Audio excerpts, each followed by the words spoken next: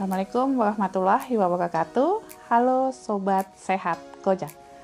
Berkaitan dengan peringatan Hari Penglihatan Sedunia yang jatuh pada bulan Oktober 2023 dengan tema Sayangi Penglihatan Anda di Tempat Kerja atau Love Your Eyes at Work, saya Dr. Santi Anugrahsari, spesialis mata, kali ini akan membahas mengenai pemeriksaan lapang pandang.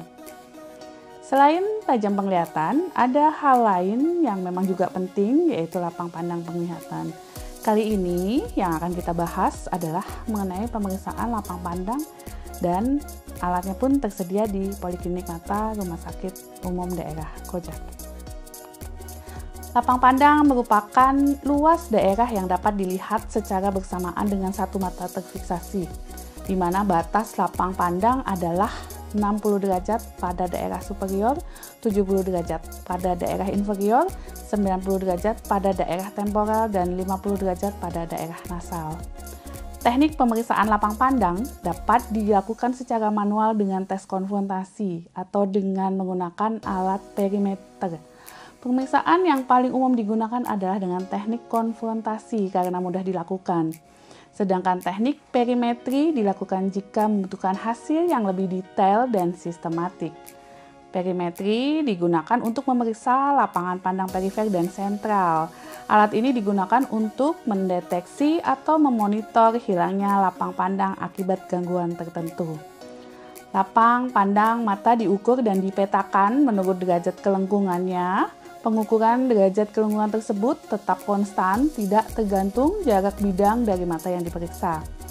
Perimetri tergantung pada respon pasien secara subjektif dan hasilnya akan tergantung pada status psikomotor dan status penglihatan pasien. Indikasi pemeriksaan lapang pandang dengan perimetri, pemeriksaan lapang pandang ini dilakukan bisa lebih dari satu kali untuk menilai derajat perkembangan suatu penyakit. Kapan pemeriksaan ulang dilakukan dan seberapa sering pemeriksaan ini diulang tergantung pada kondisi klinis yang ada serta jenis penyakit yang diderita. Pada penyakit tertentu, contohnya glaukoma, ablasio retina, epilepsi, Alzheimer, sklerosis multiple, hipertiroid, tumor otak, dan stroke memerlukan follow-up atau pemeriksaan ulang lapang pandang untuk menilai tingkat progresivitas daripada penyakitnya. Untuk glaukoma sendiri, pemeriksaan perimetri ini bisa berlaku sebagai screening, diagnosis, dan evaluasi berkala.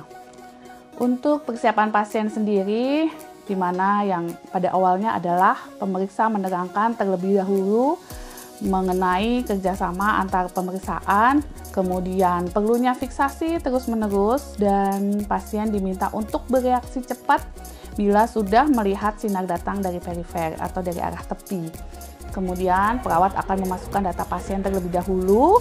Pemeriksaan dimulai dengan satu mata uji dan mata lainnya ditutup. Perawat juga akan memasangkan lensa sesuai dengan ukuran kacamata pasien. Kemudian menyesuaikan tinggi meja dan dagu dalam posisi diam.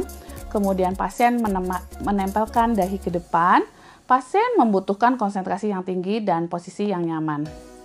Kemudian pasien meluruskan pandangan ke tengah monitor dan cahaya ruangan dikurangi dan biarkan pasien selama 3 menit beradaptasi dengan cahaya perimeter. Kemudian fiksasi pasien harus dimonitor secara terus-menerus selama pengujian. Saat mata pasien difiksasi pada objek sentral, objek-objek pengujian disajikan secara acak pada lokasi yang berbeda-beda dalam lapangan pandang. Jika objek terlihat oleh pasien, maka pasien harus berespon secara verbal dengan memberikan tanda atau memencet tombol pemeriksaan. Apabila pasien merasa kelelahan, maka pasien memberitahu perawat. Kemudian perawat akan menghentikan pemeriksaan dan memberi waktu sebentar untuk beristirahat. Apabila sudah siap lagi, maka pemeriksaan akan diteruskan kembali. Hasil dari pemeriksaan perimetri akan diberitahukan dan didiskusikan dengan dokter spesialis mata. Demikian sesi edukasi bagi para sobat sehat Koja, semoga bermanfaat. Sayangi mata Anda, selamat Hari Penglihatan Sedunia 2023. Wassalamualaikum warahmatullahi wabarakatuh.